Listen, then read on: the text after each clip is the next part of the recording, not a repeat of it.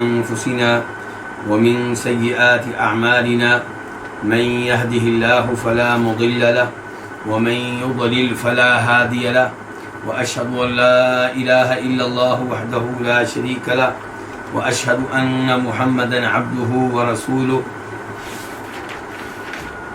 يا أيها الذين آمنوا اتقوا الله حق تقاته ولا تموتن إلا وأنتم مسلمون يا أيها الناس اتقوا ربكم الذي خلقكم من نفس واحدة وخلق منها زوجها وبث منهما رجالا كثيرا ونساء واتقوا الله الذي تساءلون به والأرحام إن الله كان عليكم رقيبا يا أيها الذين آمنوا اتقوا الله وقولوا قولا سديدا يصلح لكم أعمالكم ويغفر لكم ذنوبكم ومن يطع الله ورسوله فقد فاز فوزا عظيما أما بعد فإن خير الحديث كتاب الله وخير الهدي هدي محمد صلى الله عليه وسلم وشر الأمور محدثاتها وكل محدثة بدعة وكل بدعة ضلالة وكل ضلالة في النار.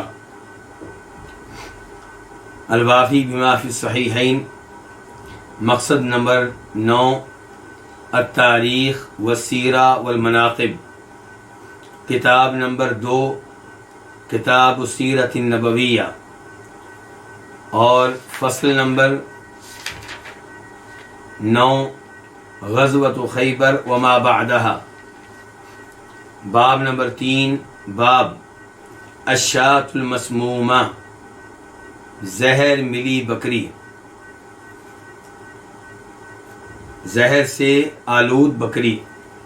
حدیث نمبر 1694، 1694 خا۔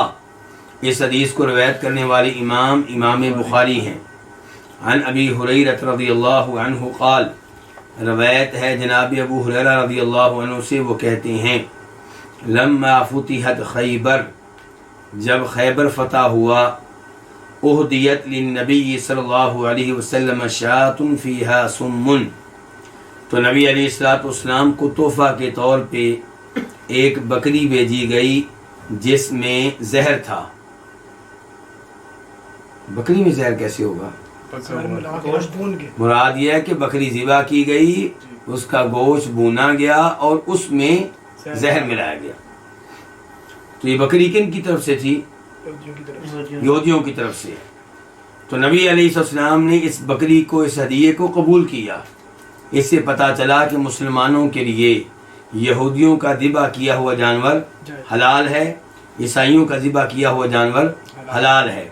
بلکہ یہاں پہ اس امر کی بھی وضاحت کر دوں کہ کئی لوگوں کے ذہنوں میں یہ بات آتی ہے کہ اسلام نے شاید ان یہودیوں کے ذبح کیے ہوئے جانور کی اجازت دی ہے جو توحید کے اوپر ہوا کرتے تھے، اور آج کل کے یہودی اور عیسائی تو مشرک ہیں، پرلے درجے کے کافر ہیں، تو ان کا ذبح کیا ہوا جانور کیسے جائز ہو سکتا ہے؟ تو گزارش یہ ہے کہ آپ قرآن کریم پڑھ کر دیکھ لیں۔ قرآن کریم آپ کو بتا رہا ہے کہ نبی علیہ السلام کے زمانے کے یہودی اور عیسائی بھی شرک کیا کرتے تھے، عیسیٰ علیہ السلام کو معبود مانتے تھے، اس سے بڑا شرک کیا ہوگا؟ عیسیٰ علیہ السلام کو اللہ کا بیٹا قرار دیتے تھے، اس سے بڑا کفر کیا ہوگا؟ تو شرک بھی کرتے تھے اور عام کفر بھی کرتے تھے، تو اس کے باوجود ان کے ذبح کیے ہوئے جانور کو حلال قرار دیا گیا ہے۔ اس لیے آج جو بھی یہودی اور عیسائی ہو، اس کا ذبح کیا ہوا جانور کیا ہے؟ حلال ہے۔ لیکن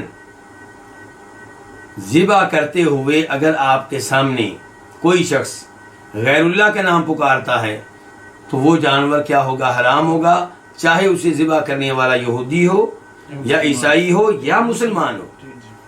اگر مسلمان جانور ذبح کرتے ہوئے تکبیر بھی پڑھ رہا ہے اور ایسے الفاظ بھی کہہ رہا ہے جن کا مطلب یہ ہے کہ یہ جانور جناب علی کے نام پہ یا جناب حسین کے نام پہ یا شیخ عبدالقادر جیلانی رحمہ اللہ کے نام پہ، تو وہ جانور بھی مردار ہوگا اور اسے کھانا جائز نہیں ہوگا۔ فقال النبی صلی اللہ علیہ وسلم، تو نبی علیہ السلام نے کہا اجمعوا الیہ من کان ہاہنا من یہود، میرے پاس جمع کرو ان یہودیوں کو جو یہاں پہ موجود ہیں. فجمعوا له، تو انہیں آپ کے لیے جمع کیا گیا. فقال، تو آپ نے کہا. اچھا، موضوع کو مزید آگے بڑھانے سے پہلے ایک اور چیز بھی اسی حدیث سے معلوم کر لیں کہ نبی علیہ الصلوۃ والسلام نے زہر ملی بکری بطور ہدیہ کیوں قبول کر لی؟ پتہ نہیں تھا، یعنی کہ عالم الغیب نہیں تھے. اس کا مطلب ہے کہ قرآن کریم سچا ہے کہ قل لا یعلم من فی السماوات والارض الغیب الا اللہ، اللہ کے سوا کوئی نہیں ہے جو غیب کا عالم ہو، غیب جاننے والا ہو. نہ آسمان والوں میں کوئی ایسا ہے، نہ زمین والوں میں کوئی ایسا ہے. نبی علیہ الصلوۃ والسلام کے ساتھ اس بکری کا گوشت آپ کے صحابہ کرام نے بھی کھایا. انہوں نے کیوں کھایا؟ کم از کم وہی پیچھے ہٹتے، وہ تو اجتناب کر لیتے. لیکن ان کو بھی معلوم نہیں تھا کہ اس میں زہر ملا ہوا ہے، حالانکہ اتنے بڑے ولی تھے، صحابی تھے اور مجاہد تھے. تو اس لیے درست عقیدہ وہی ہے جو قرآن و حدیث کا عقیدہ ہے، اور جذبات کے نام پہ، عقیدت کے نام پہ، محبت کے نام پہ یہ عقیدہ کہ انبیاء کرام علیہم السلام عالم الغیب تھے یا صحابہ کرام عالم الغیب تھے، یہ بالکل غلط عقیدہ ہے. البتہ اس میں کوئی شک و شبہ نہیں ہے کہ انبیاء کرام غیب کی اتنی باتیں جانتے تھے جتنی اللہ تعالیٰ نے ان کو بتا دی. اب یہ لوگ کہتے ہیں کہ ہم کب کہتے ہیں کہ وہ ذاتی طور پہ عالم الغیب ہے؟ ہم بھی تو یہی کہتے ہیں کہ اللہ نے ان کو علم غیب دیا ہے. ہم کہتے ہیں تمہاری یہی بات غلط ہے، اللہ نے نہیں دیا کسی کو علم غیب، اللہ نے غیب کی چند باتیں بتائی ہیں، کل علم غیب نہیں دیا. اگر ہم یہ مان لیں کل علم غیب دیا پھر تو اللہ کا لوگوں کا علم برابر ہو گیا. اللہ نے جو غیب کی باتیں بتائی ہیں وہ محدود ہیں، شمار کی جا سکتی ہیں، اور جو اللہ نے نہیں بتائیں وہ کتنی ہیں؟ بے شمار، ان گنت، لا تعداد. اور بار بار میں یہ جملہ دہرایا کرتا ہوں کہ یہاں پہ وہ الفاظ ذہن میں لے آیا کریں جو خضر علیہ السلام نے کہے تھے موسیٰ علیہ السلام سے، نبی نے نبی سے کہے تھے. ان کے سامنے چڑیا آئی، اس نے پانی لیا سمندر میں سے. کتنا لیا ہوگا؟ 1 قطرہ 2 قطرے.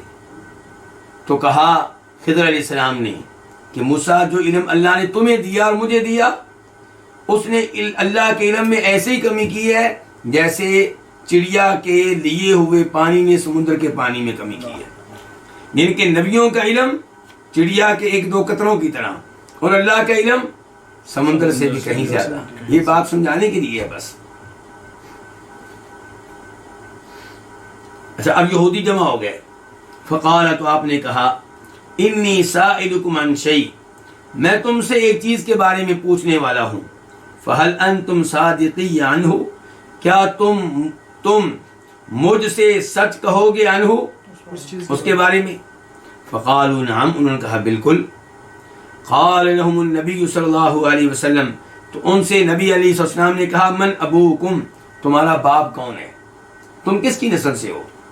قالوا فلان، انہوں نے کہا فلاں شخص. فقال، تو آپ علیہ السلام نے فرمایا، کذبتم، تم نے جھوٹ کہا ہے. بل ابوکم فلان، بلکہ تمہارا باپ تو فلاں آدمی ہے. قالوا صدقتا، کہنے لگے بالکل آپ نے سچ کہا ہے، ٹھیک کہا ہے. یہاں سے کیا پتا چلا؟ کہ یہودیوں کی باتوں پہ آپ اعتماد نہیں کر سکتے. کچھ معلوم نہیں کہ سچ کہہ رہے ہیں کہ جھوٹ کا زیادہ امکان ہے. نبی علیہ الصلوۃ والسلام جن کے بارے میں ان کو بھی یقین تھا کہ واقعی نبی ہیں، چاہے مانتے نہیں تھے، تصدیق نہیں کرتے تھے، لیکن ان کے دل مانتے تھے کہ یہ کون ہے، نبی ہے. اور وعدہ بھی آپ نے لیا ہے کہ تم مجھ سے سچ کہو گے. کہنے لگے بالکل. اس کے باوجود انہوں نے کیا کیا ہے؟ جھوٹ کہا ہے. تو ہمارے ساتھ ان کے مذاکرات ہوں تو کیا کریں گے وہ؟ جھوٹ. قال، آپ نے کہا، فہل انتم صادقی عن شیء ان سألت عنہ، کیا تم مجھ سے سچ بولو گے ایک چیز کے بارے میں اگر اس کے بارے میں تم سے سوال کروں؟ اب آپ دوسری بار کہہ رہے ہیں، دوسرا سوال کرنے لگے ہیں. فقالوا نعم، انہوں نے کہا جی ہاں، یا ابو القاسم، اے ابو القاسم. ابو القاسم آپ کی کیا ہے؟ کنیت ہے. وَإِن كَذَبْنَا، اور اگر ہم نے جھوٹ کہا تو عرفت كَذِبَنَا، آپ ہمارے جھوٹ کو پہچان لیں گے.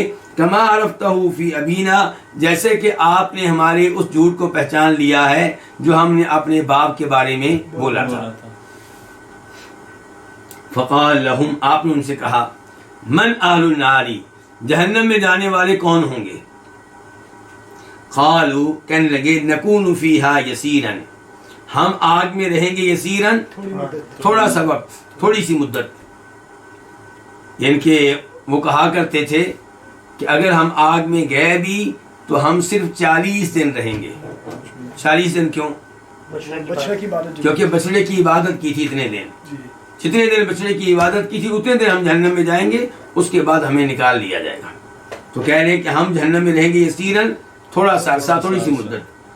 ثم تخلفون فیہا، پھر تم ہمارے اس میں جانشین بنو گے. ہم تو جہاں خالی کر دیں گے، پھر جہنم پوری خالی رہے گی تم لوگوں کے لیے. جن کے لیے ضرورت دیکھیں، نبی علیہ السلام ہم سے کہہ رہے ہیں کہ آپ اور آپ کی امت یہ نہیں کہ اندازہ کریں. فقال النبی صلی اللہ علیہ وسلم، تو فرمایا نبی علیہ السلام نے، اکسوا فیہا، تم اس میں ذلیل بن کر رہو. کس میں؟ جہنم میں. واللہ، اللہ کی قسم، لا نخلفکم فیہا ابدا، ہم کبھی بھی تمہارے اس میں جانشین نہیں بنیں گے، ہم کبھی بھی تمہاری اس میں جانشینی نہیں کریں گے. یہاں پہ ایک سوال پیدا ہوتا ہے کہ کیا مسلمان جہنم میں نہیں جائیں گے؟ جائیں گے. مسلمان جو کبیرہ گناہوں کا ارتکاب کرنے والے ہوں گے انہیں جہنم میں ڈالا جائے گا، لیکن اللہ کے رسول تو فرما رہے ہیں کہ ہم تمہارے اس میں کبھی بھی جانشین نہیں بنیں گے. تو اس سے مراد یہ ہے کہ جو مسلمان جائیں گے انہیں عارضی طور پہ ڈالا جائے گا اور پھر وہاں سے نکال لیا جائے گا. جبکہ یہودی کہہ رہے ہیں کہ ہم نکل آئیں گے، تم اس میں رہو گے، جبکہ معاملہ اس کے برعکس ہے کہ جو مسلمان جہنم میں جائیں گے انہیں بالآخر جہنم سے نکال لیا جائے گا اور پھر جہنم انہی کے لیے خالی رہے گی.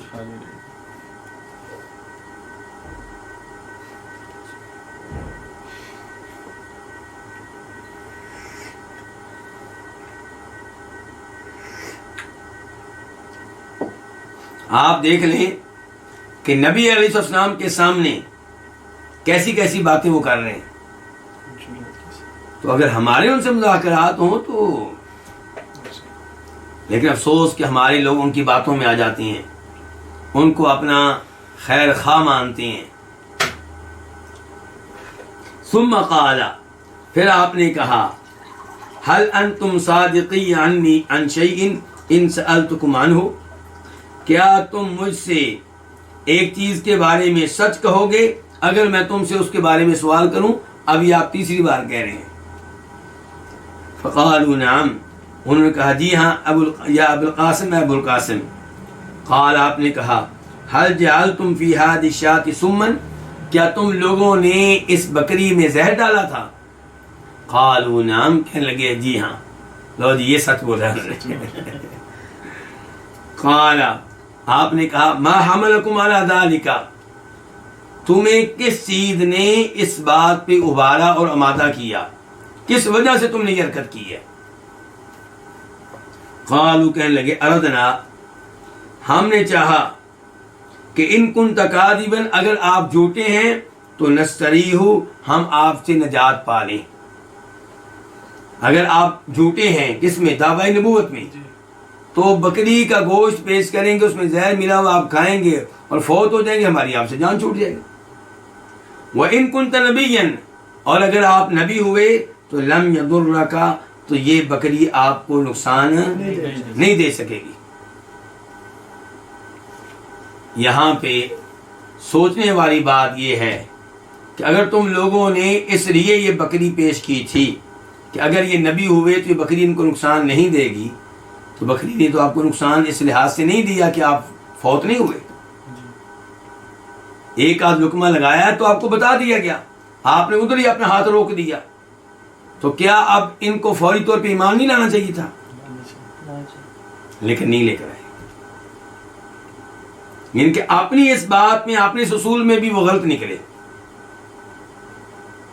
اگر آپ جھوٹے ہوتے تو آپ سے ان کی جان چھوٹ جاتی ہے, آپ فوت ہو جاتے, لیکن چونکہ آپ سچے تھے تو آپ فوت نہیں ہوئے, آپ زندہ رہے, اور آپ نے 63 سال زندگی کے گزارے. جب آپ کا مشن مکمل ہو گیا تب اللہ تعالی نے آپ کو فوت کیا, اور جب فوت ہونے لگے تھے تب آپ زہر کے اثر کو محسوس کر رہے تھے. اور کئی لوگوں کے ذہنوں میں اشکال بھی پیدا ہوتا ہے یہاں پہ اس حدیث کی وجہ سے. وہ کہتے ہیں جی حدیث میں تو آتا ہے کہ فوت ہونے سے پہلے آپ زہر کے اثرات کو محسوس کر رہے تھے, اور آپ کہہ رہے تھے میں اب محسوس کر رہا ہوں کہ اس زہر نے میری شرح کو کاٹ ڈالا ہے. اور ہمارا یہ دعویٰ ہے کہ نبی علیہ السلام بطور شہید فوت ہوئے ہیں.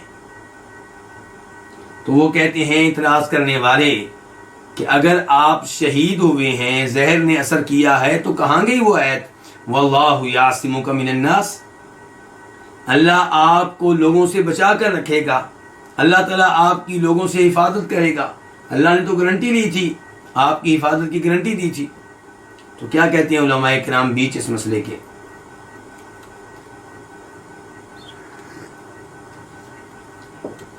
جواب یہ ہے کہ زہر نے آپ کو نہیں ہلاک کیا, زہر نے آپ کو ہلاک نہیں کیا, لیکن جب آپ کی وہ عمر پوری ہو گئی جو لکھی ہوئی تھی, اور دنیا میں آنے کا آپ کا مشن مکمل ہوا اور فوت ہونے کا وقت آ گیا, تب زہر نے اپنے اثرات دکھائے ہیں.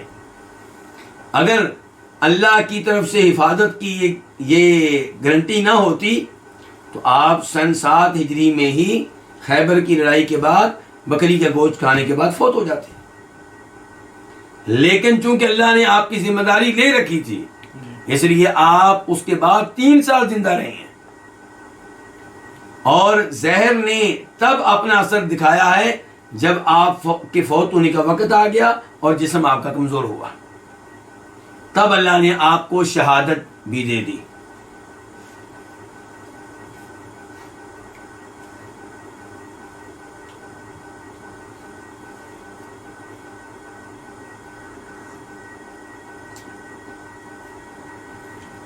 یہاں پہ ایک سوال اور بھی اٹھتا ہے کہ نبی علیہ الصلوۃ والسلام نے کیا ان یہودیوں کو سزا دی جنہوں نے بکری میں زہر ڈالا تھا؟ پہلی بات یہ ہے کہ بکری میں زہر ڈالنے والا یہودیوں میں سے کون تھا؟ ایک عورت تھی. ایک عورت نے یہ زہر ڈالا تھا. کہا جاتا ہے کہ وہ مرحب کی بہن تھی, اس کا نام تھا زینب مرحب کی بہن تھی, اس نے یہ زہر ڈالا تھا. سوال یہ کہ آپ نے اس کے ساتھ کیا سلوک کیا؟ تو مسلم شریف کے الفاظ آپ کے سامنے رکھنا چاہوں گا. حدیث نمبر 2190 کہ صحابہ کرام نے کہا الا نقتلها, اے اللہ کے رسول علیہ السلام کیا ہم اس کو قتل نہ کر دیں؟ قال لا, آپ نے کہا نہیں. اس سے کیا پتا چلا کہ نبی علیہ الصلوۃ والسلام رحمت اللہ عالمین تھے, صبر کر جانے والے تھے. آپ کے ساتھ زیادتی ہوتی تو آپ اس کا انتقام نہیں لیتے تھے. یہاں پہ بھی آپ نے انتقام نہیں لیا. لیکن ابو داؤد شریف کی حدیث نمبر 4512 اس میں آتا ہے کہ نبی علیہ السلام نے حکم دیا اس عورت کے بارے میں, فقتلت, تو اسے قتل کر دیا گیا. اب یہاں پہ اگر کوئی منکر حدیث ہوگا, منکرین احادیث میں سے ہوگا, وہ کہے گا لو جی, ایک طرف سے تو تمہاری یہ حدیث ٹکرا رہی ہے قرآن کی آیت سے کہ واللہ یعصمک من الناس, اور دوسری جانب یہ دو حدیثیں بھی آپس میں ٹکرا رہی ہیں. ایک حدیث کہہ رہی ہے کہ آپ نے کہا اس کو قتل نہیں کرنا, اور دوسری حدیث کہہ رہی ہے کہ اس عورت کو قتل کر دیا گیا آپ کے حکم سے. آپ کس حدیث کو مانیں؟ مسلم شریف کی حدیث کو یا ابو داؤد شریف کی حدیث کو؟ تو گزارش یہ ہے کہ اگر سچا ایمان ہو قرآن کریم پہ اور صحیح احادیث پہ تو پھر ٹکراؤ پیدا نہیں ہوتا، کیونکہ پھر اللہ توفیق دیتا ہے اور انسان غور و فکر کرتا ہے اور ایک نتیجے پہ پہنچ جاتا ہے۔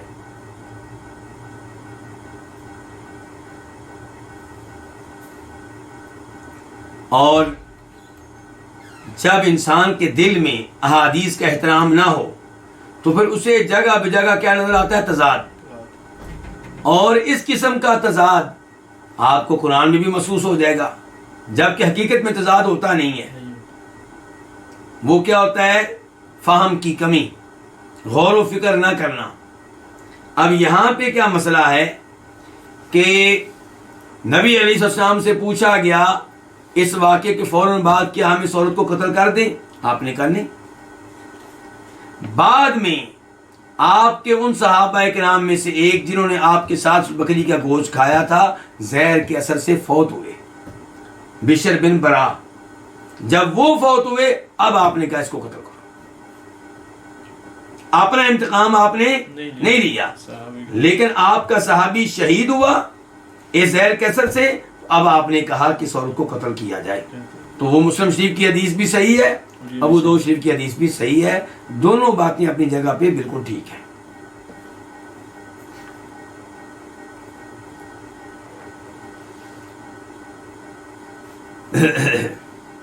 اس کے بعد باب نمبر 4، باب اجلاء یہودی خیبر بعد غدرہم، خیبر کے یہودیوں کو جلا وطن کرنا، خیبر کے یہودیوں کو خیبر سے نکالنا ان کی عہد شکنی کے بعد۔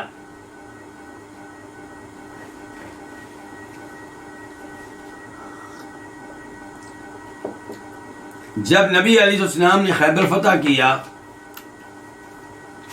تو یہودیوں نے کہا تھا کہ آپ ہمیں خیبر سے نہ نکالیں، خیبر پہ آپ کا قبضہ ہو گیا، خیبر کی زمینیں ہماری نہ رہیں آپ کی ہو گئی، لیکن آپ لوگ نہیں جانتے کہ اتنے باغات کو، اتنی زمینوں کو کیسے سنبھالنا ہے، اور ان کا مطلب یہ بھی ہوگا کہ اتنی دور سے آ کر آپ کیسے سنبھالیں گے، تو آپ ایسا کریں کہ ہمارے ساتھ معاہدہ کر لیں، ہم یہاں پہ کھیتی باڑی کریں گے، ہم محنت مزدوری کریں گے، اور جو اس کا پھل ہوگا، جو اس کی پیداوار ہوگی وہ ہم میں اور آپ لوگوں میں تقسیم ہوگی۔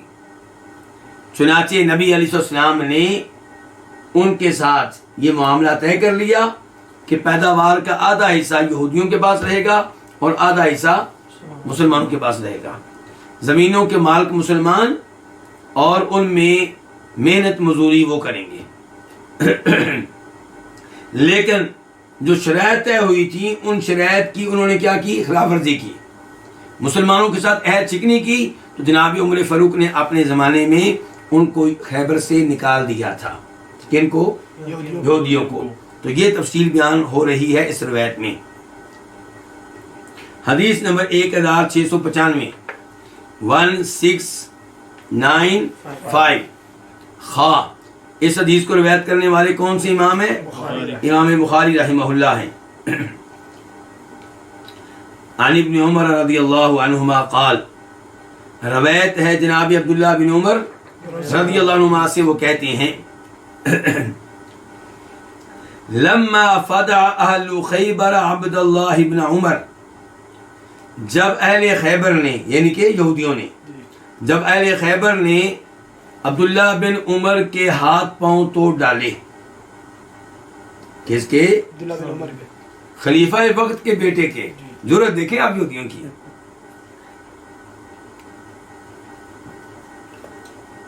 اسی لیے ہم کہتے ہیں کہ یہودی بڑی مکار قوم ہے، سازشوں سے باز نہ آنے والی قوم ہے۔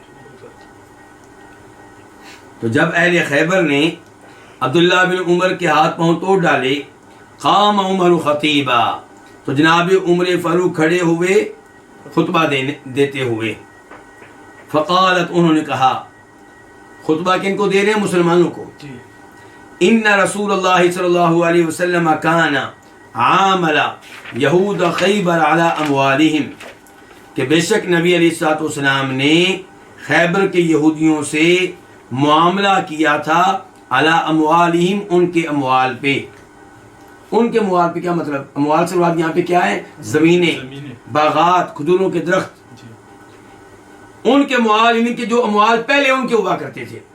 غزوہ خیبر سے پہلے، جنگ خیبر سے پہلے یہ اموال کن کے تھے؟ یہودیوں کے. جب جنگ ہوئی مسلمان جو مالک بنے تو آپ نے یہودیوں کے ساتھ معاملہ طے کیا ان کے سابقہ اموال پہ.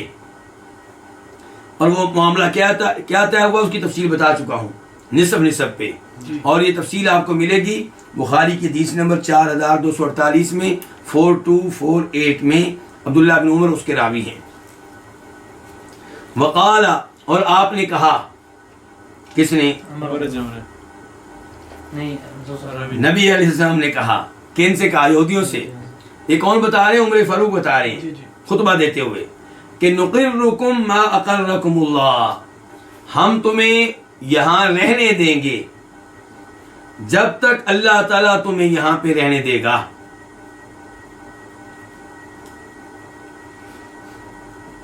وَإِنَّ عَبْدَ اللَّهِ بْنِ عُمَرَ خَرَجَ إِلَى مَالِهِ هُنَاكَ، اور بے شک عبداللہ یعنی کہ میرے بیٹے عبداللہ نکلے مدینہ سے إِلَى مَالِ هُنَاكَ، اپنے اس مال کی جانب جو وہاں پہ ہے. کہاں پہ ہے؟ خیبر میں، یعنی کہ اپنی زمینوں پہ گئے وہاں پہ. فَعُدِيَ عَلَيْهِ مِنَ اللَّيْلِ، تو رات کے وقت ان پہ ظلم و زیادتی کی گئی. فَفُدِيَتْ يَدَاهُ وَرِجْلَاهُ، ان کے ہاتھ پاؤں توڑ ڈالے گئے. وَلَيْسَ لَنَا هُنَاكَ عَدُوٌّ غَيْرُهُمْ، اور ہمارا وہاں پہ کوئی دشمن نہیں ہے ان کے علاوہ. کن کے علاوہ؟ یہودیوں کے علاوہ.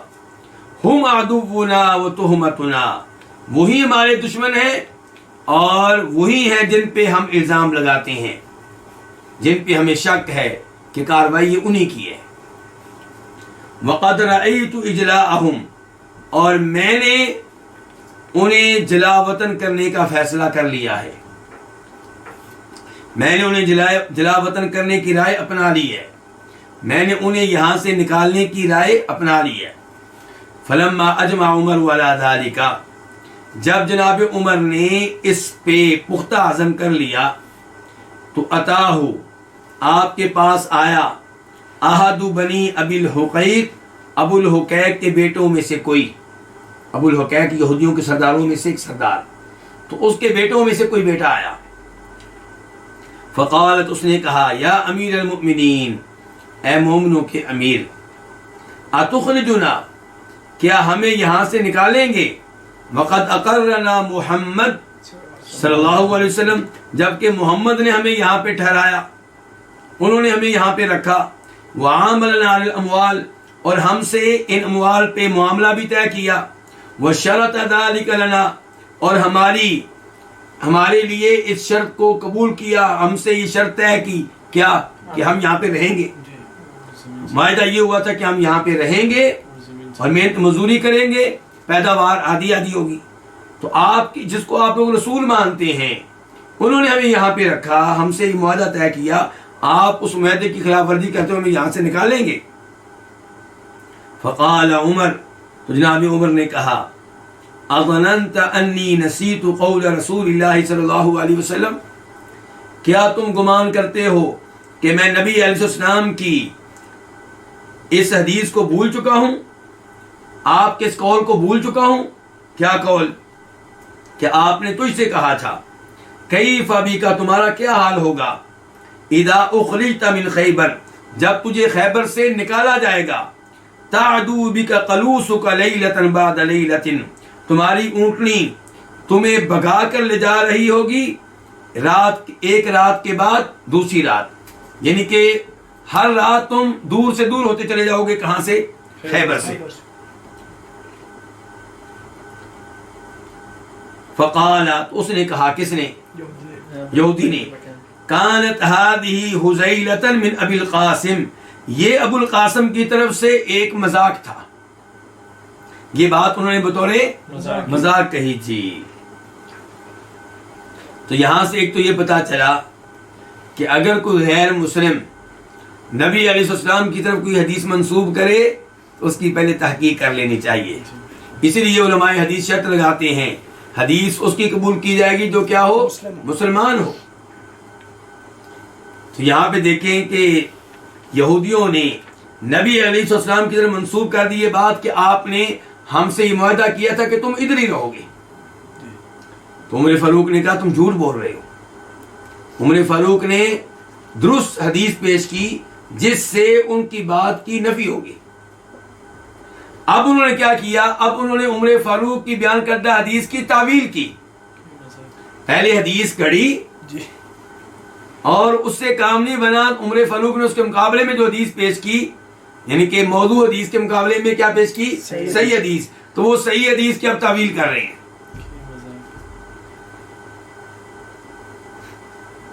اور کہا کہ یہ تو ابو القاسم کیا کر رہے تھے؟ مذاق کر رہے تھے. قال عمر فاروق نے کہا کذبت یا عدو اللہ، اے اللہ کے دشمن تو نے جھوٹ کہا ہے. یعنی کہ تم یہ جو تعویل کر رہے ہو یہ غلط ہے.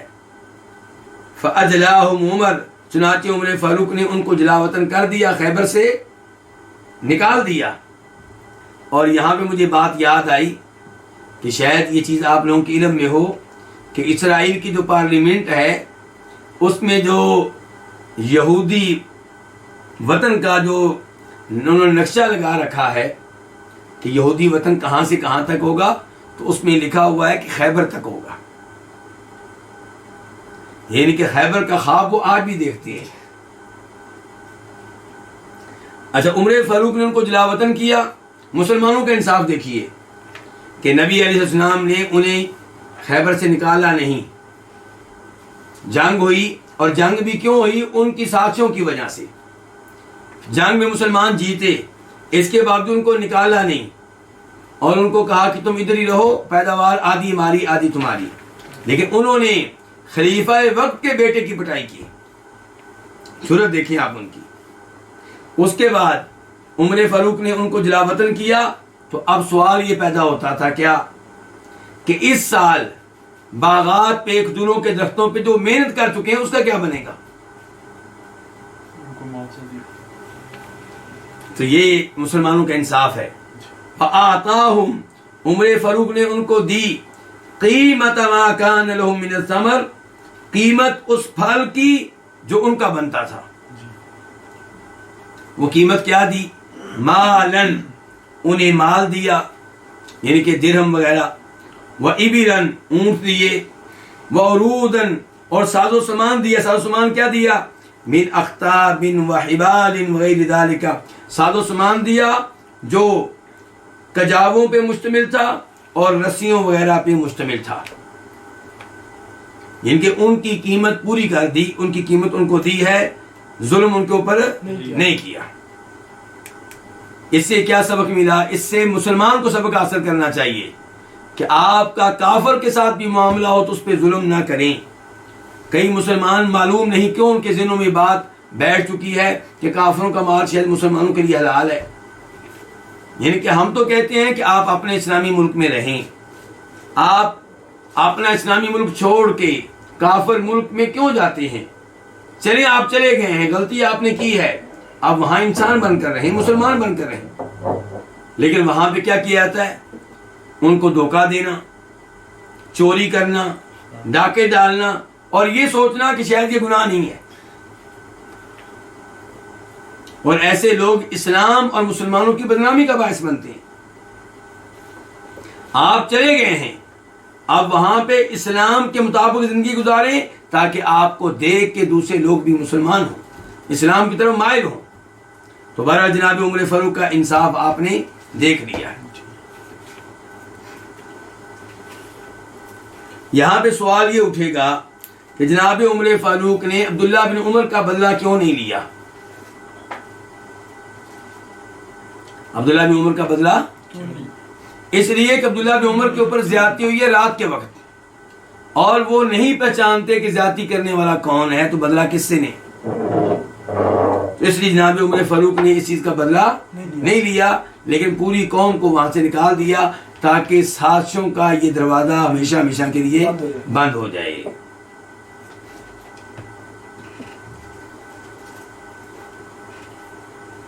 باب نمبر 5، باب عودت مہاجری الحبشہ، حبشہ کے مہاجرین کی واپسی۔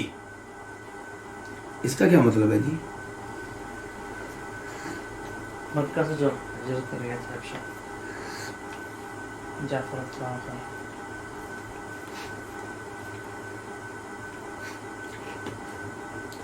جب مسلمانوں کو مکہ میں بہت زیادہ تنگ کیا گیا، سزائیں دی گئیں، پریشان کیا گیا، تو کئی ایک مسلمانوں نے مکہ چھوڑ کے ہجرت کی تھی۔ کس طرف؟ حبشہ کی طرف۔ حبشہ میں ڈالر کمانے کے لیے یا پاؤنڈ کمانے کے لیے؟ اسلام بچانے کے لیے، دین بچانے کے لیے وہاں گئے ہیں، گزارا کرنے کے لیے۔ مال چھوڑ کے گئے ہیں، مال کمانے نہیں گئے، دولت چھوڑ کے گئے ہیں، مکہ جیسا عظیم وطن چھوڑ کے گئے ہیں، صرف اس لیے کہ ہمارا دین محفوظ ہو جائے، صرف اس لیے کہ ہم اللہ کی عبادت آزادی سے کر سکیں۔ اور گئے بھی کہاں ہیں؟ گوروں کی زمین پہ نہیں گئے، کالوں کی زمین پہ گئے، حبشہ میں گئے ہیں، سمندر کراس کر کے گئے، وہاں پہ رہتے رہے۔ اور نبی علیہ الصلوۃ والسلام نے بعد میں ہجرت کی کہاں؟ مدینہ کی طرف۔ تو پھر حبشہ کے مسلمان بھی مدینہ میں آئے، لیکن کب آئے؟ 7 سال میں۔ تقریباً 7ویں سال، ہجرت کے 7ویں سال، خیبر کی لڑائی کے دنوں میں لڑائی تقریباً ختم ہو رہی تھی کہ یہ مدینہ پہنچ گئے تھے۔ تو اسی مناسبت سے یہ حدیث یہاں پہ ہے۔ حدیث نمبر 1696، 1696 قاف۔ اس حدیث کو روایت کرنے والے کون سے امام ہیں؟ امام بخاری اور امام مسلم۔ عن ابی موسیٰ رضی اللہ عنہ قال، روایت ہے جناب ابو موسیٰ اشعری رضی اللہ عنہ سے، ان کا نام تھا عبداللہ بن قیس۔ یہ کہاں کے ہیں؟ یمن کے ہیں، قبیلہ کیا ہے؟ اشعری۔ قال، وہ کہتے ہیں، بلغنا مخرج النبی صلی اللہ علیہ وسلم ونحن بالیمن، ہمیں نبی علیہ السلام کے نکلنے کی اطلاع ملی جبکہ ہم یمن میں تھے۔ نکلنے کی اطلاع ملی، اس کا کیا مطلب ہے؟ اس کے دو معنی ہو سکتے ہیں۔ ایک معنی یہ ہو سکتا ہے کہ آپ کے نبوت کے اعلان کرنے کی اطلاع ملی کہ نبی نکلا ہے، اطلاع ملی کہ مکہ میں کوئی نبی نکلا ہے۔ دوسرا مطلب یہ ہو سکتا ہے کہ اطلاع ملی کہ اللہ کے رسول مکہ سے نکل کے کہاں جا رہے ہیں؟ مدینہ جا رہے ہیں۔ تو دونوں معنوں کا احتمال ہے، شاید دوسرا معنی زیادہ مناسب ہو۔ تو بہرحال ہمیں اطلاع ملی نبی علیہ السلام کے نکلنے کی جبکہ ہم یمن میں تھے۔ فخرجنا مہاجرین الیہ، تو ہم نکلے کہاں سے؟ یمن سے، آپ کی جانب ہجرت کرتے ہوئے۔ لو جی، وطن چھوڑا جا رہا ہے کس کی خاطر؟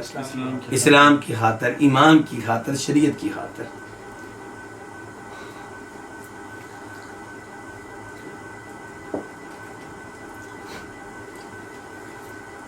ہم نکلے آپ کی جانب ہجرت کرتے ہوئے، انا میں، واخوانی لی اور میرے دو بھائی بھی، انا اصغرہم میں ان میں سے سب سے چھوٹا ہوں، احدہما ابو بردہ ان میں سے، کن میں سے؟ بھائیوں میں سے ایک کون ہے؟ ابو بردہ۔ ابو بردہ کنیت وہی، نام کیا ہے؟ عامر بن قیس۔ والآخر ابو رحم، اور دوسرے بھائی کون تھے؟ ابو رحم۔ ابو رحم کا نام کیا تھا؟ اس میں کافی اختلاف ہے۔ امام ابن عبد البر نے لکھا ہے کہ شاید ان کا نام تھا مجدی۔ کیا نام تھا؟ مجدی۔ تو بہرحال ایک ہو گیا ابو موسیٰ اشعری خود، دوسرے ابو بردہ اور تیسرے ابو رحم۔ اما قال فی بضع و اما قال فی 53 او 52 رجل من قومی، یا تو ابو موسیٰ نے کہا 53 سے کچھ زیادہ لوگوں میں، 53 سے کچھ زیادہ، یا کہا 53 یا کہا 52، یعنی کہ کہنا چاہتے ہیں کہ ہم نکلے اپنی قوم کے، اپنی قوم کون سی؟ اشعری۔ ہم نکلے اپنی قوم کے 53 سے زیادہ لوگوں میں یا 53 لوگوں میں یا 52 لوگوں میں. واضح ہو گیا؟ جی. یہ لفظ جو پہلا ہے نا بدع، اس کا معنی کیا ہوتا ہے؟ 3 سے زیادہ. تو بدع و 50 کا مطلب کیا ہو گیا؟ 53 سے زیادہ. فرکبنا سفینۃ، تو ہم ایک کشتی پہ سوار ہوئے. فَأَلْقَتْنَا سَفِينَتُنَا إِلَى النَّجَاشِ بِالْحَبَشَةِ، تو ہماری کشتی نے ہمیں حبشہ میں نجاشی تک پہنچا دیا. ہماری کشتی ہمیں کہاں لے گئی؟ حبشہ میں نجاشی کے پاس.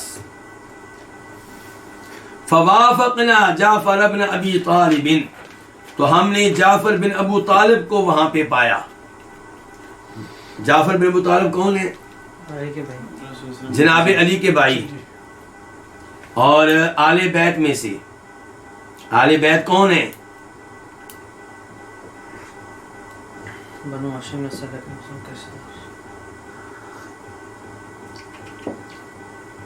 آل بیت نبی علیہ السلام کی بیویاں، نمبر 2 آپ کی اولاد، نمبر 3 آپ کے دادا عبد المطلب کی اولاد میں سے جو بھی مسلمان ہیں،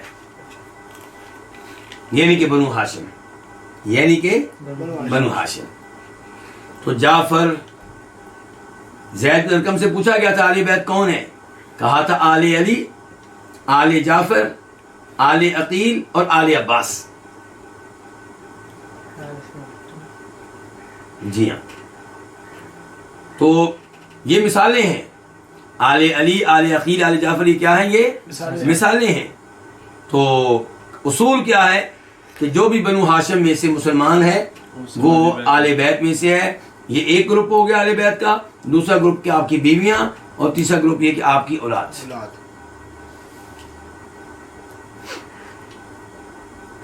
تو فوافقنا جعفر بن ابی طالب، تو ہم نے جعفر بن ابو طالب کو پایا. کہاں پہ؟ حبشہ میں. فاقمنا معہ، تو ہم ان کے ساتھ رہے. کہاں پہ؟ حبشہ میں. حتی قدمنا جمیعا، یہاں تک کہ ہم سب ایک ساتھ آئے. کہاں آئے؟ مدینہ. فوافقنا النبی صلی اللہ علیہ وسلم حین افتتح خیبر، تو ہم نے نبی علیہ الصلوۃ والسلام کو پایا جب آپ نے خیبر کو فتح کیا. جب آپ نے خیبر کو فتح کیا تب ہماری ملاقات ہوئی کس سے؟ نبی علیہ الصلوۃ والسلام سے. لیکن ایک مطلب یہ ہو سکتا ہے ہم نے اللہ کے نبی کی موافقت کی جب آپ نے خیبر کو فتح کیا، ان کے مدینہ میں پہنچے جن دنوں میں آپ نے خیبر کو فتح کیا. ان میں سے چند لوگ خیبر پہنچ گئے تھے، باقی لوگ مدینہ میں رہے. اور یہاں پہ اس حدیث سے ہٹ کر ایک اور حدیث کا کچھ حصہ آپ کے سامنے رکھنا چاہوں گا. اس حدیث میں آتا ہے کہ یہ ابو موسیٰ اشعری کہتے ہیں تو اللہ کے رسول علیہ السلام نے ہمارا حصہ بھی خیبر کی مال غنیمت میں مقرر کیا، اور آپ نے کسی ایسے شخص کو مال غنیمت میں سے حصہ نہیں دیا جو خیبر کی لڑائی میں شریک نہیں تھا، یعنی کہ سوائے ہمارے. ہم جو کشتی میں بیٹھ کے آئے تھے جعفر کے ساتھ، ہمارے لیے آپ نے خیبر کے مال غنیمت میں سے حصہ مقرر کیا.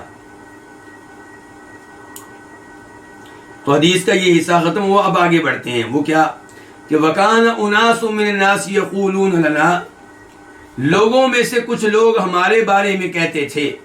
ہمارے بارے میں یہ کون؟ ہم سے مراد کیا ہے؟ یعنی لِأَهْلِ السَّفِینَةِ، ابو موسیٰ اشعری مراد دیتے تھے ہم سے کشتی والے، یعنی کہ جو حبشہ سے کشتی پہ بیٹھ کے کہاں آئے تھے؟ مدینہ.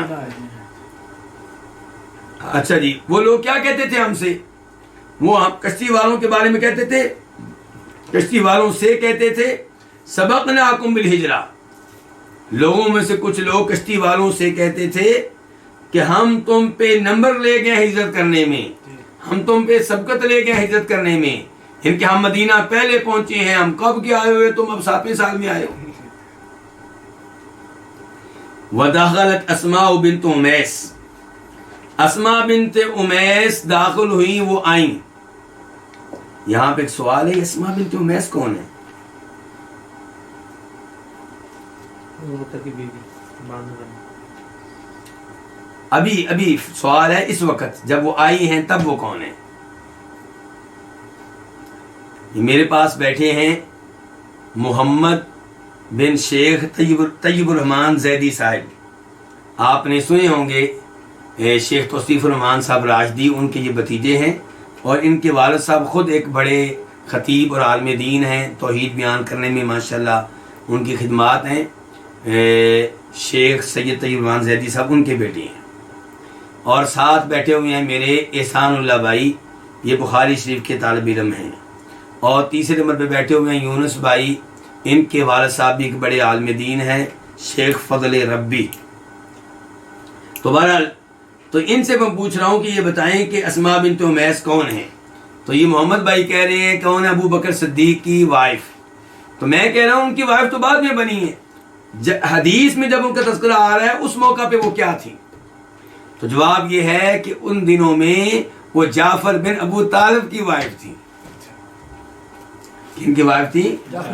جعفر بن ابو طالب کی وائف تھی. یہ کہ جناب علی کی کیا لگتی تھی؟ بابی. اور یہاں پہ یہ بھی وضاحت کر دوں کہ اسما بنت امیس کے شوہر جعفر بن ابو طالب فوت ہوئے کس غزوے میں؟ غزوہ موتا میں. تو ان سے شادی کی کس نے؟ ابو بکر صدیق رضی اللہ عنہ نے. ابو بکر صدیق نے شادی کی کس سے؟ یعنی کہ آل بیت سے تعلق رکھنے والی ایک عورت سے، یعنی کہ جعفر کی وائف سے، آج کی زبان میں سجدوں کی لڑکی سے. خود وہ نہیں ہیں لیکن بہرحال ان کی بہو بن چکی ہیں، ان کی بیٹی بن چکی ہیں. کہنے کا مطلب یہ کہ اللہ کے رسول کے سامنے یہ نکاح ہوا ہے. تو اللہ کے رسول علیہ السلام اگر سمجھتے کہ ابو بکر جو ہے آل بیت کے نعوذ باللہ دشمن ہیں، آپ کہتی خبردار ابو بکر آپ ہماری فیملی میں آئی ہوئی لڑکی سے نکاح نہیں کر سکتے. لیکن یہ نکاح ہوا ہے. جناب علی نے بھی اس میں کوئی رکاوٹ نہیں ڈالی. پھر وقت آیا کہ ابو بکر صدیق بھی فوت ہو گئے. پھر اسما بنت امیس سے نکاح کس نے کیا؟ اب آپ بتائیں.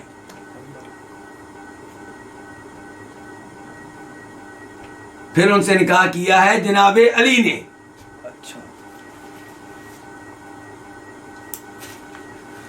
اب یہاں پہ بھی ایک سوال اٹھتا ہے، دیکھیں غور کریں.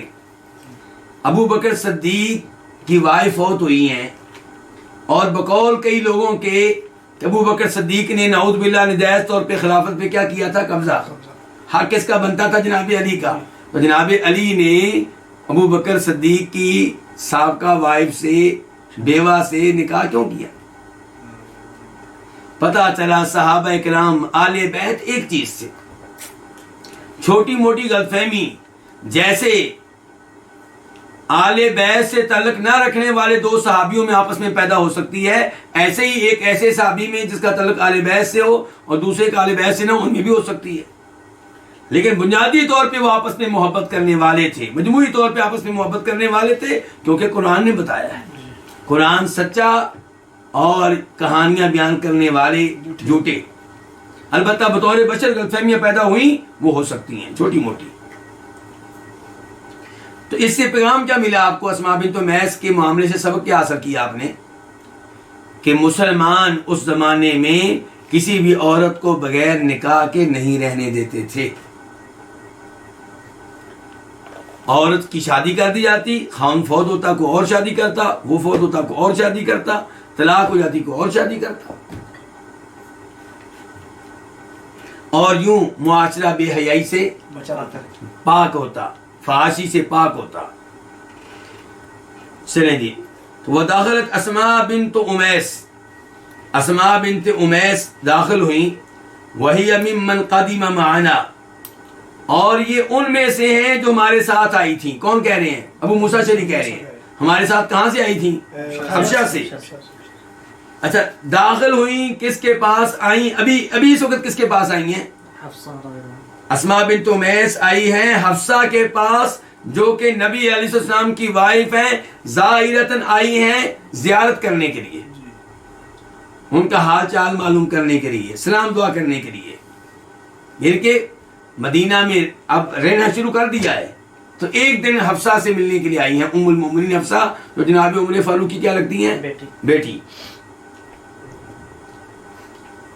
فداخل عمر والا حفصہ، عمر فاروق بھی حفصہ کے پاس آئے، حفصہ کے والد جناب عمر فاروق اپنی بیٹی کے گھر میں آئے، وہ اسماء عندہا، جبکہ اسماء ان کے پاس بیٹھی ہوئی تھی، کن کے پاس؟ حفصہ کے پاس۔ جی ہاں۔ فقال عمر نے کہا، کس سے؟ اپنی بیٹی حفصہ سے۔ تو عمر نے کہا حین رأى اسماء، جب عمر نے دیکھا اسماء کو تو کہا اپنی بیٹی سے من ہادی، یہ خاتون کون ہے؟ قالت اسماء بنت امیس، انہوں نے کہا کون ہے یہ؟ اسماء بنت امیس ہیں۔ قال عمر نے کہا الحبشیۃ هذه، یہ وہ حبشہ والی ہیں۔ کیا مطلب کہ جو مکہ سے ہجرت کر کے کہاں چلی گئی تھی؟ حبشہ، جو حبشہ میں رہتی رہی یہ وہ ہیں۔ البحریۃ هذه، یہ سمندری سفر کرنے والی ہیں جو کشتی کے ذریعے آئی ہیں، یہ وہ ہیں۔ قالت اسماء، نام اسماء نے خود کہا دی ہاں میں وہی ہوں۔ قال، جناب عمر فاروق کہنے لگے سبقناکم بالہجرہ، ہم ہجرت کرنے میں تم پہ سبقت لے گئے ہیں۔ فنحن احق برسول اللہ منکم، تو اس لیے ہم تمہارے مقابلے میں اللہ کے رسول علیہ السلام کے زیادہ حقدار ہیں، ہمارا آپ سے زیادہ تعلق بنتا ہے۔ فغضبت، تو وہ تو ناراض ہوگی، غصے میں آ گئی۔ وقالت، کہنے لگی کلا واللہ، ہرگز نہیں اللہ کی قسم، کنتم مع رسول اللہ، تم لوگ تو اللہ کے رسول کے ساتھ تھے، یطعم جائعکم، آپ تمہارے بھوکے کو کھانا کھلاتے تھے، یہ کہ تم تو اللہ کے رسول کی محبتیں پاتے رہے ہو، ہم وہاں حبشہ پہ ذلیل ہوتے رہے، تم ہم سے آگے کیسے نکل سکتے ہو؟ کالوں کی زمین پہ رہتے رہے ہیں جہاں یعنی کہ سب لوگ ہمارے لیے اجنبی تھے، اور تم لوگ اللہ کے رسول کی محبتیں پاتے رہے ہو، تم تو کو بھوکا ہوتا اللہ کے رسول کا خیال رکھتے تھے، تم اللہ کے رسول کے ساتھ تھے۔ یطعم جائعکم، تم میں سے بھوکے کو اللہ کے رسول کیا کرتے تھے؟ کھانا کھلاتے تھے۔ ویعظ جاہلکم، اور تم میں سے جو جاہل ہوتا اس کو آپ سمجھاتے تھے، واعظ کرتے تھے۔ وکنا فی داری البعداء البغضاء بالحبشۃ، اور ہم تھے بعید لوگوں کی زمین پہ، البغضاء بغض رکھنے والوں کی زمین پہ، بالحبشہ، حبشہ میں، کیونکہ حبشہ کا علاقہ کن کا ہے؟ عیسائیوں کا۔ حبشہ کا بادشاہ تو اچھا تھا، وہ خیال کرتا تھا، لیکن آپ جانتے ہیں کہ پبلک جو ہے وہ باہر سے آنے والوں کو اتنا قبول نہیں کرتے، خصوصاً جب کہ حبشہ والے کیا تھے؟ کالے، اور ان کا رنگ اور، تو دور سے سمجھا جاتی ہے کہ یہ اور چیز ہے، ان کے آپس میں مکس ہونا مشکل ہو جاتا ہے۔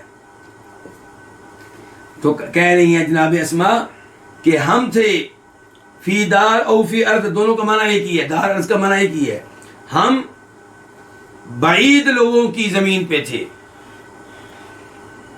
البغضائی بغض رکھنے والوں کی زمین پہ تھے، بالحبشہ حبشہ میں تھے، وذالک فی اللہ وفی رسولہ صلی اللہ علیہ وسلم، اور یہ اللہ کو راضی کرنے کے لیے تھا اور اللہ کے رسول کی خاطر تھا۔ وَأَيْمُ اللَّهِ، اللہ کے رسول کی خاطر کیوں؟ کہ اللہ کے رسول پہ ایمان لے کر آئے تھے نا، یعنی کہ آپ پہ ایمان نہ لاتے تو یہ مشکلات نہ آتی۔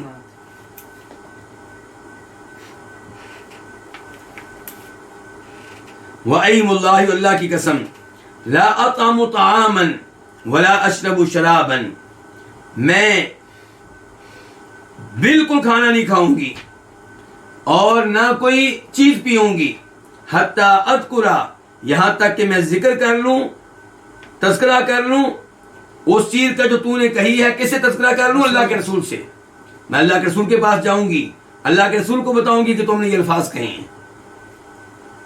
وَنَحْنُ كُنَّا نُؤْذَى وَنُخَافُ، ہم وہ تھے جنہیں تنگ کیا جاتا تھا، جنہیں خوف زدہ کیا جاتا تھا۔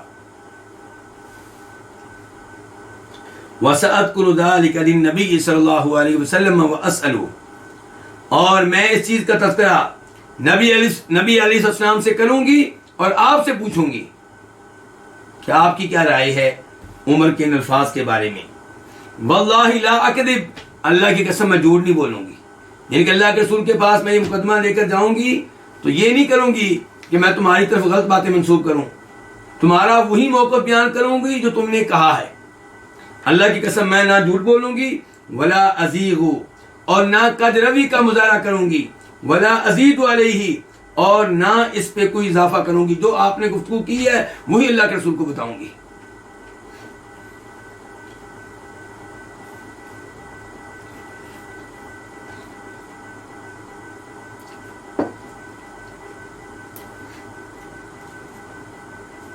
فلما جاء النبی صلی اللہ علیہ وسلم، تو جب نبی علیہ الصلوۃ والسلام آئے، قالت، تو انہوں نے کہا، کنہوں نے؟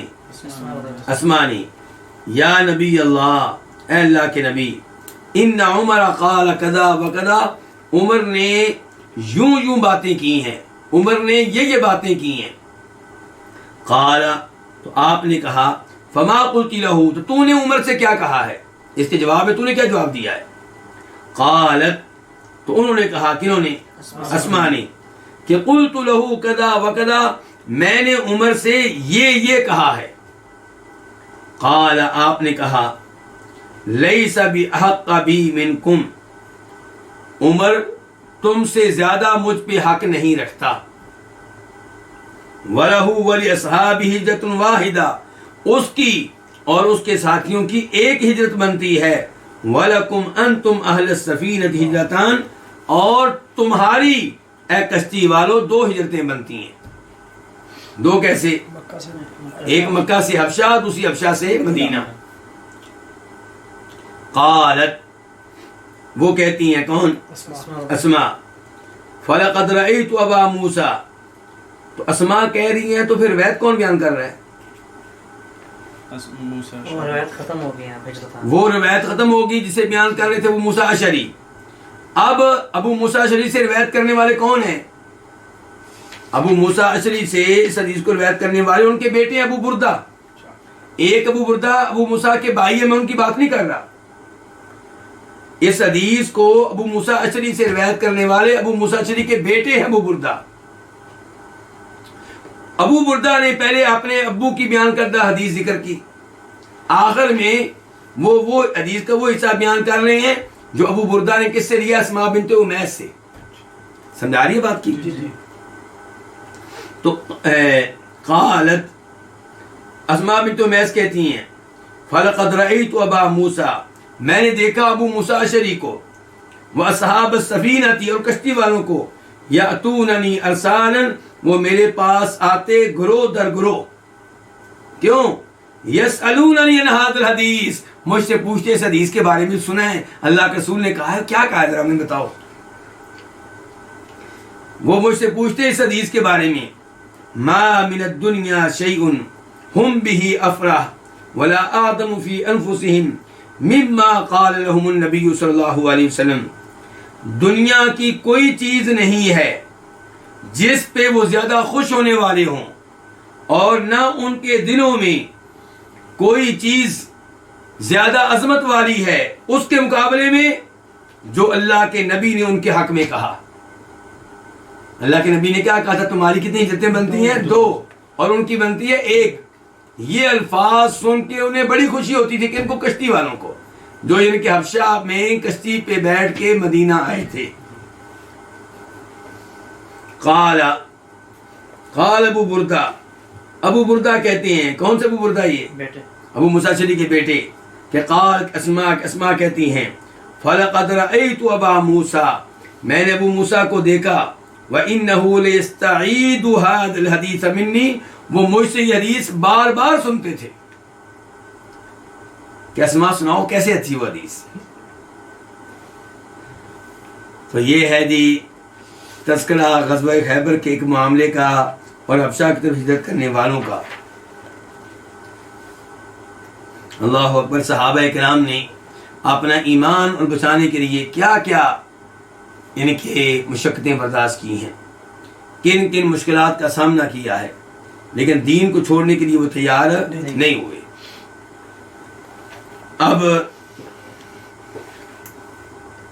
باب نمبر 6،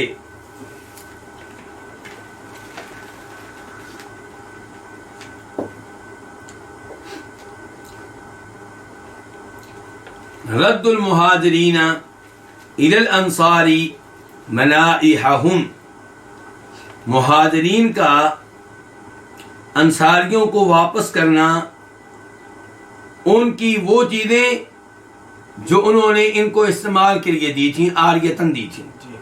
منائح، منیحتن کی جمع ہے، منیحہ اس چیز کو کہتے ہیں جو کسی کو عاریتاً دی جائے، فائدہ اٹھانے کے لیے دی جائے، استعمال کرنے کے لیے دی جائے، مالک نہیں بنایا جائے۔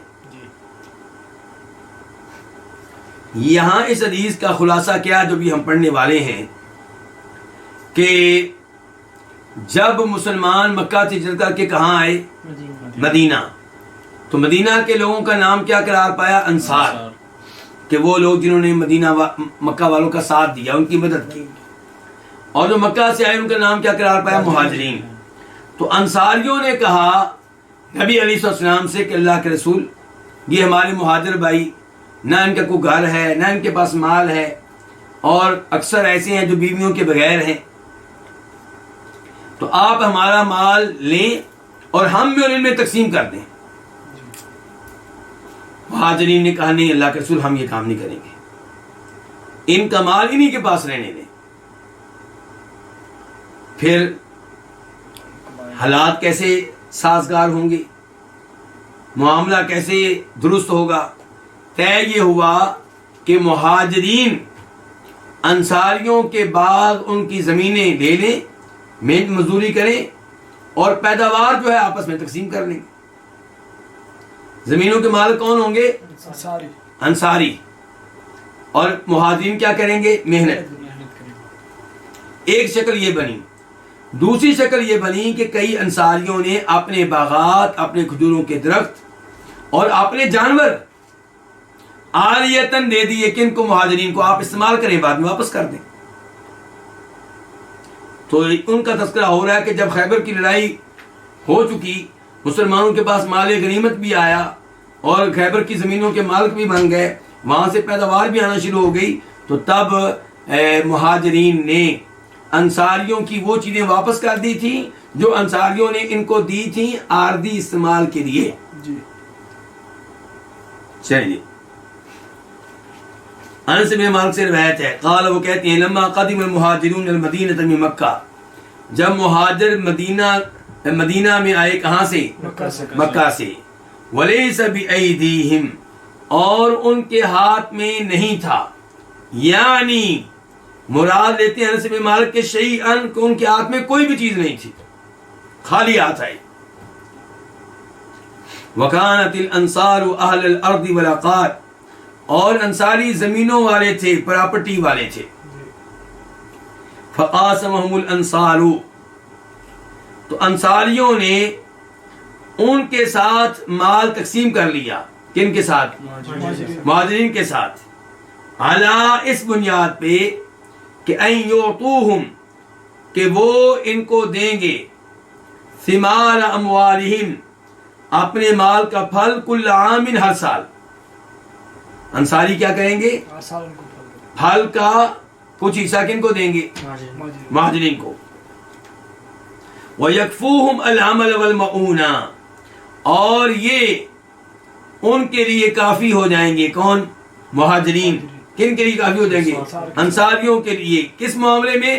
کام کے معاملے میں اور مشقت کے معاملے میں، یعنی کہ کام یہ کریں گے اور مشقت یہ برداشت کریں گے، اور پھل آپس میں تقسیم کر لیا جائے گا۔ وَكَانَتْ أُمُّهُ أُمُّ أَنَسٍ، اور ان کی والدہ، کس کی والدہ؟ انس کی والدہ۔ وہ کون ہے؟ ام سلیم، سلیم کی والدہ۔ کانت ام عبداللہ بن ابی طلحہ، وہ عبداللہ بن ابو طلحہ کی والدہ بھی تھی۔ ام انس، ام سلیم بھی ہیں، اور ام انس ام عبداللہ بن ابو طلحہ بھی ہیں۔ اس میں کوئی عجیب بات تو نہیں ہے نا؟ کیونکہ ام سلیم کی پہلی شادی ہوئی تھی مالک کے ساتھ، ان سے پیدا ہوئے انس ابن مالک، تو انس کی بھی والدہ ہے۔ پھر شادی کی ابو طلحہ سے، تو ادھر سے پیدا ہوئے عبداللہ، تو عبداللہ انس کے بھائی ہیں کس طرف سے؟ ماں کی طرف سے۔ فکانت آتت ام انس رسول اللہ صلی اللہ علیہ وسلم عداقا، تو ام انس نے دیے نبی علیہ الصلوۃ والسلام کو عداقاً کھجوروں کے کچھ درخت، کیوں دیے؟ عاریتاً۔ فآتاہن النبی صلی اللہ علیہ وسلم ام ایمن، تو نبی علیہ السلام نے یہ دے دیے ام ایمن کو، مولاتہ، جو آپ کی آزاد کردہ لونڈی تھی، جو اسامہ بن زید کی والدہ تھی۔ اچھا، ام ایمن جو ہے یہ کون ہے؟ اسامہ کی والدہ بھی، ایمن کی والدہ بھی، اسی لیے ام ایمن ہے نا۔ تو ام ایمن کون ہے اور ایمن کون ہے؟ یہ اسامہ بن زید کے بھائی ہیں ماں کی طرف سے۔ اسامہ بن زید کیا ہیں؟ بھائی ہیں کس کے؟ ایمن کے۔ کس جانب سے؟ ماں کی طرف سے۔ اور ایمن کا والد جو ہے اس کا نام ہے عبید الحبشی۔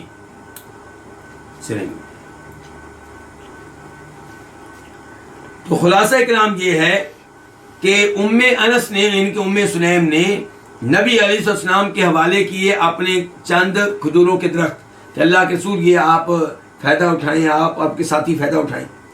تو آپ نے وہ دے دیے ام ایمن کو، جو آپ کی آزاد کردہ لونڈی تھی، اسامہ بن زید کی والدہ تھی۔ قال ابن شہاب، ابن شہاب کہتے ہیں، ابن شہاب کون سے؟ امام زہری۔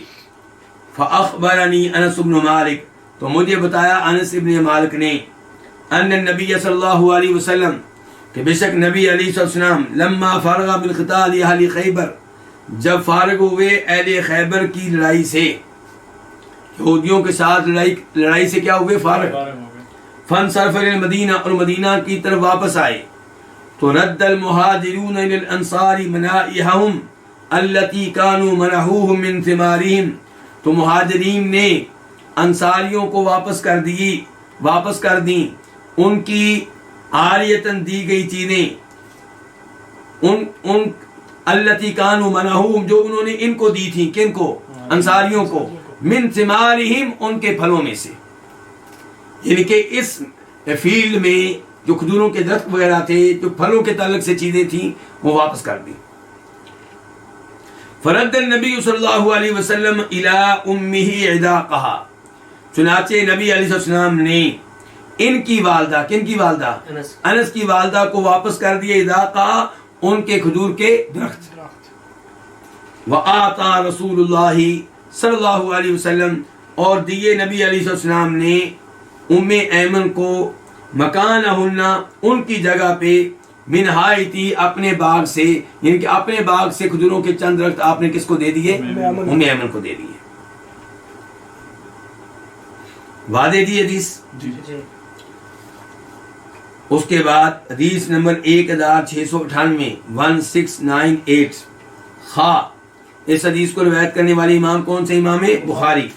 عن عائشہ رضی اللہ عنہا قالت، روایت ہے ام المومنین عائشہ سے، وہ کہتی ہیں کہ لما فتحت خیبر، جب خیبر فتح ہوا، قلنا، تو ہم نے کہا، الآن نشبع من التمر، اب ہم کھجوروں سے پیٹ بھرا کریں گے۔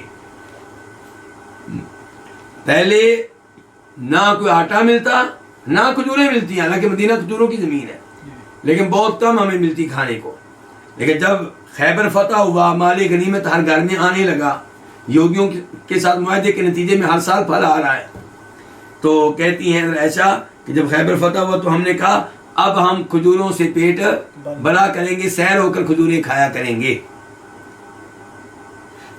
اور یہیں پہ مجھے حدیث یاد آ گئی بخاری کی ایک اور، اس میں عبداللہ بن عمر کہتے ہیں کہ ما شبعنا حتی فتحنا خیبر، کہ جب تک خیبر فتح نہیں ہوا اس وقت تک ہم نے پیٹ بھر کر کھانا نہیں کھایا، جب خیبر فتح ہوا ہے اس کے بعد پیٹ بھر کر ہم نے کھانا کھانا شروع کیا ہے، کیونکہ اب کھجوریں بھی آ رہی ہیں وہاں سے اور گندم وغیرہ بھی آ رہی ہے۔ باب نمبر 7، یہ باب کیا ہے؟ باب کیف کان عیش النبی صلی اللہ علیہ وسلم وأصحابہ، نبی علیہ السلام اور آپ کے صحابہ کرام کی زندگی کیسی تھی، ان کا معاش کیسا تھا، ان کا گزران کیسا تھا۔ حدیث نمبر 1699 1699 قاف، اس حدیث کے بیان کرنے پہ اتفاق ہے کس کا؟ امام بخاری کا اور امام مسلم کا۔ عن عبد الرحمن ابن ابی بکرین، روایت ہے جناب عبد الرحمن بن ابو بکر سے، ابو بکر کے بیٹے عبد الرحمن سے رضی اللہ تعالی عنہما، ان اصحاب الصفۃ کانوا اناسا فقراء، یہ عبد الرحمن کہتے ہیں کہ اصحاب صفہ فقیر لوگ تھے۔ صفہ کس کو کہتے ہیں؟ مسجد نبوی میں بنی ہوئی وہ جگہ، بلکہ بنی ہوئی کیا، مسجد نبوی کا وہ حصہ جو مسجد کے آخر میں تھا جہاں فقیر صحابہ کرام رہا کرتے تھے۔ آج کل لوگ جو مسجد نبوی میں جاتے ہیں وہ ایک چبوترا دیکھتے ہیں اور سمجھتے ہیں کہ یہ اصحاب صفہ کا چبوترا ہے، اور یہ بات غلط ہے، وہ اصحاب صفہ کا چبوترا بالکل نہیں ہے۔ اس کی دلیل یہ ہے کہ اصحاب صفہ مسجد میں رہتے تھے، مسجد کے آخر میں رہتے تھے، اور ایک وقت میں 70 لوگ بھی ہوتے تھے، جبکہ یہ چبوترا جس کا دعویٰ کیا جاتا ہے اصحاب صفہ کا ہے، اس میں تو 70 لوگ کبھی بھی نہیں آ سکتے۔ اور ویسے بھی یہ جو چبوترا ہے یہ آپ کی بیویوں کے حجروں کے برابر میں ہے، اور یہ حجرے آپ کے زمانے میں مسجد کے اندر تھے کہ مسجد سے باہر تھے؟ اس کا مطلب ہے یہ چبوترا بھی مسجد سے باہر تھا۔ تو بہرحال یہ اصحاب صفہ کہ وہ کیا تھے؟ فقیر قسم کے لوگ تھے۔ کہاں رہتے تھے؟ اللہ اکبر! آج بھی طالب علم کی قسم کے لوگ کہاں رہتے ہیں؟ مسجدوں میں، مدرسوں میں۔ تو پریشان نہیں ہونا چاہیے، احساس کمتری کا شکار نہیں ہونا چاہیے۔ دین کے طالب علم یہ ذہن میں رکھیں کہ وہ کن کے نقش قدم پہ چل رہے ہیں؟ اصحاب صفہ کے نقش قدم پہ چل رہے ہیں۔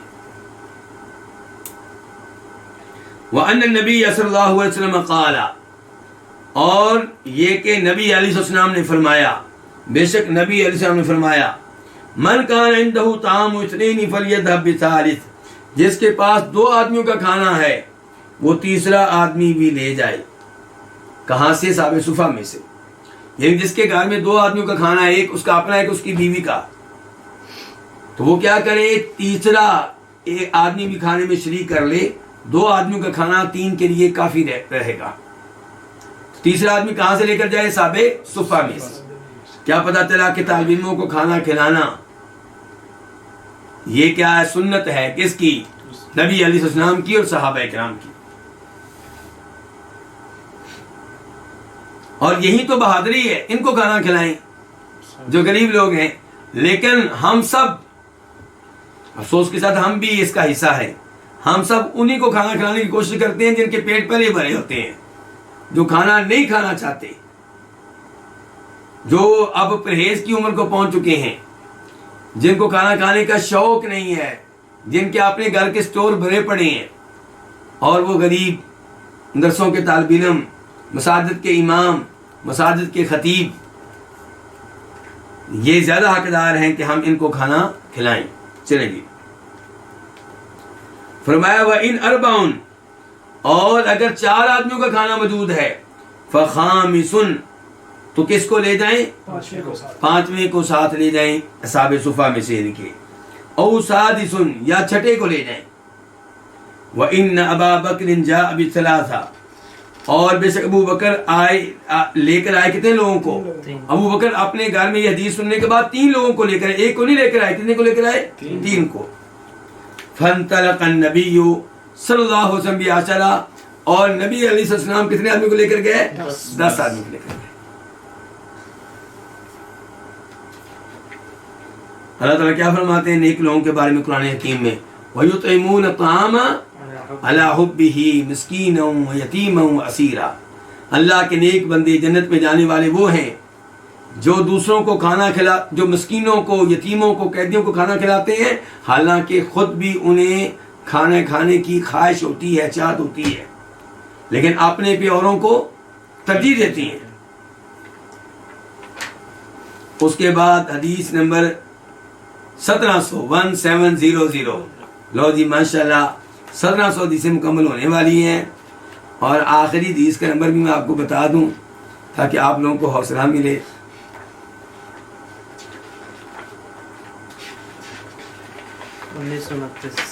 1929.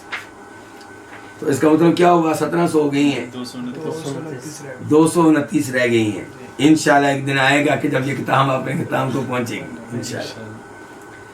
تو 1700 نمبر حدیث ہے 1700 خا. اس حدیث کو روایت کرنے والے کون ہے؟ امام بخاری. عن ابی ہریرہ رضی اللہ عنہ قال, روایت ہے جناب ابو ہریرہ رضی اللہ تعالیٰ عنہ سے, وہ کہتے ہیں رأیت 70 من اصحاب الصفہ, میں نے اصحاب صفہ میں سے 70 لوگ دیکھے ہیں. اور یہاں پہ ذہن میں رہے کہ جو ابو ہریرہ نے دیکھے ہیں وہ بعد والے صحابہ صفہ ہیں. پہلے والے صحابہ صفہ تو بیر معونہ کی لڑائی میں کام آ گئے, شہید ہو گئے, جو بڑے بڑے قاری تھے, بڑے بڑے علماء اور مفسر تھے. تو ابو ہریرہ کہتے ہیں میں نے 70 اصحاب صفہ دیکھے. ما منہم رجل علیہ ردا, ان میں سے کوئی بھی ایسا آدمی نہیں تھا جس کے اوپر چادر ہو. ردا اس چادر کو کہتے ہیں جو اوپر پہنی جاتی ہے قمیض کی جگہ پہ, بدن کے اوپر کے حصے پہ, کیونکہ اس زمانے میں لباس عام طور پہ کیا ہوتا تھا؟ چادریں, قمیض نہیں. قمیض کوئی کوئی پہنتا تھا, کسی کسی کے پاس ہوتی تھی. عام طور پہ لباس کیا ہوتا تھا؟ چادریں. اور جس کے پاس مکمل سوٹ ہوتا اس کے پاس 2 چادریں ہوتی ہیں, 2 پیس سوٹ. اور عام طور پہ جو سوٹ ہوتا تھا وہ ایک ہی چادر ہوتی تھی. ایک چادر جسم پہ کیسے پوری آئے گی؟ لیکن غربت کا یہ عالم تھا, اور اس کے باوجود اللہ کا شکر ادا کرنے والے, بلکہ اللہ سے ڈرنے والے, کہ اللہ نے نعمتوں کے بارے میں پوچھ لیا تو جواب کیا دیں گے. تو فرمایا ان میں سے کوئی ایسا آدمی نہیں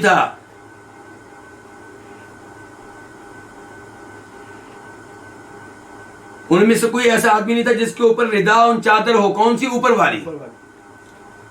اما ازارن, یا تہبند ہوتی, صرف تہبند, نیچے والی چادر, اوپر کا حصہ لباس کے بغیر. تو نیچے والی تہبند کو پھر اس طرح باندھتے تھے کہ گزارا ہو جائے, کام چل جائے. مثال کے طور پہ حدیث میں آتا ہے کہ صحابہ کرام کے پاس ایک چادر ہوتی تو گردن کے پیچھے کندھے کے اوپر اس کے دونوں کنارے آپس میں باندھ لیتے. اب چادر لٹکتی اور پہنچ جاتی کسی کی نصف پنڈلی تک, اور کسی کی پنڈلی سے اوپر یہاں تک پہنچی. تو ان میں سے کوئی ایسا نہیں تھا, 70 کے 70 میں سے کوئی ایسا نہیں تھا جس کے پاس اوپر والی چادر ہو. اما ازار, یا تہبند ہوتی, و اما کساء, یا ایک عام چادر ہوتی, یعنی کہ وہ چادر جو لی جاتی ہے مثال کے طور پہ رات کو سونے کے لیے, صرف وہ چادر ہوتی ہے. یہ نہیں کہ تہبند کے ساتھ وہ ہوتی, نہیں, صرف وہ ہوتی رات والی بس. قد ربطوا فی اعناقہم, انہوں نے باندھا ہوتا اس چادر کو کہاں پہ؟ اپنی گردنوں میں. فمنہا ما یبلغ نصف الساقین, ان چادروں میں سے کوئی ایسی ہوتی جو پہنچ جاتی پنڈلیوں کے درمیان تک. ومنہا ما یبلغ الکعبین, اور ان میں سے کوئی چادر ایسی ہوتی جو پہنچ جاتی ٹخنوں تک. فیجمعہ بیدہ, تو وہ اس چادر کو اپنے ہاتھوں کے ساتھ اکٹھا کر کے رکھتا. چادر کو اپنے ہاتھ کے ساتھ کیا کرتا؟ اکٹھا کر کے رکھتا. کراہیت ان ترا عورتہ, اس بات کو ناپسند کرتے ہوئے کہ اس کا سطر ننگا ہو, اس کا سطر نظر آئے. جب ایک چادر ہے اوپر سے آ رہی ہے تو خطرہ ہوتا ہے کہ یہاں کا حصہ جو ہے وہ سامنے والا کہیں نظر نہ آ جائے. تو اوپر سے باندھی ہوتی اور ادھر ہاتھ کے ساتھ پکڑی ہوتی, دونوں کنارے اس کے پکڑے ہوتے تاکہ شرمگاہ کہیں ننگی نہ ہو جائے. اندازہ کیجئے ان عظیم لوگوں کا, اور یہ ہیں جنت کے وارث. یہ کیا ہیں؟ جنہوں نے اپنی توجہ اللہ پہ رکھی, جو نبی علیہ السلام سے صحیح معنوں میں محبت کرتے رہے, مسجد نبوی میں آپ کے دائیں بائیں بیٹھتے, آپ سے تلاوت سیکھتے, آپ کی حدیث کو یاد کرتے, تقویٰ میں آگے بڑھتے چلے گئے اور جنت کے وارث بن گئے. اللہ رب العزت سے دعا ہے اللہ تعالی ہمیں ان عظیم صحابہ اکرام سے محبت کرنے کی توفیق دے, ان کے نقش قدم پہ چلنے کی توفیق دے. اللہ رب العزت ہمیں ہر طرح کی مشکلات اور مصائب سے محفوظ رکھے اور دین پہ کاربند رکھے. اللہ تعالیٰ ہم سب کی اولاد کو نیک بنائے. جتنے مسلمان مریض ہیں سب کو اللہ تعالیٰ شفا دے. جو پریشان ہیں اللہ ان سب کی پریشانیاں دور فرمائے. وآخر دعوانا الحمدللہ رب العالمین.